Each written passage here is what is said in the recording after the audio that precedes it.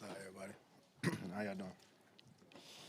Tyler, this summer when you get cut and you come to the ring, was there any point did you ever think that a moment like this might not you might have had that last moment, you might not have an opportunity like this again? No, I didn't think that it wouldn't happen. It just, just being at home, just working out every day by yourself and stuff. You just try to see where it's gonna come from and when would it happen. I didn't have no idea that. Just being that OTAs, it's not really where players are, being moved around and stuff. And I understand it, but yeah, we're here. Tyler, when did you find out that you were going to be the starter, and what were your emotions then? Shoot, probably Saturday night, late, I usually just prepare every day like I'm the starter, regardless. So it wasn't too much of a surprise, I'm like, shoot, let's do it.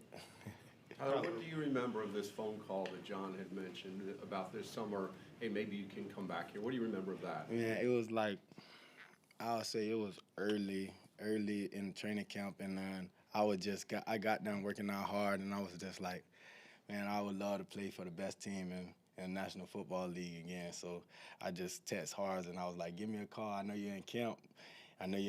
Just give me a call when you got a chance. And he called me right back. I ain't expecting him to call right back. He was like, and we just went on and just talked, and it was just like relationships last forever. So, I was just grateful for that.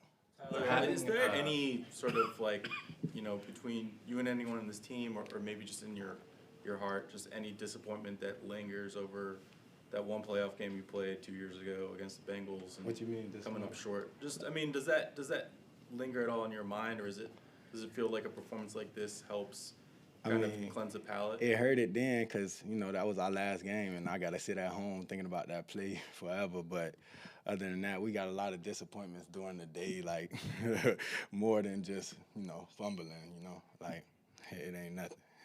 You said that you came back feeling like you were a more complete player. Mm-hmm. How do you feel like that showed up today in this game? I'll just say, like I said, I was able to get one-on-one work with a quarterback coach while I was at home, while everybody was away, and I just felt like I was just tuning up my craft, working on just my faith with God and just being one with myself, not letting little mistakes, just down me as a person, when you're greater than that. So, just learned my value, and then that's why I felt like I'm more complete now, because I know my value. Having Lamar Jackson back in practice this week, what sort of conversations did you have leading up to this game, and how did that impact the performance out on the field? Conversations with who? With Lamar. With Lamar? We talk all the time, and we could talk about anything. So we just I don't even know how to answer that one. We talk all the time, so. I think he just helpful, just being there, even when he's there, but not being able to go or whatnot, he's able to just be your support, and because he been there, done that, and he's just a great mentor to even have as my brother. Tyler, as far as whether it's your relationships with the guys around you in this offense, or whether it's sort of the understanding you developed over years about how this offense revolves around the quarterback.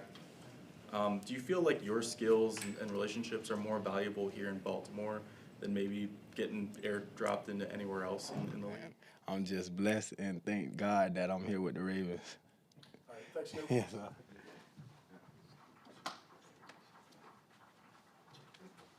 sir.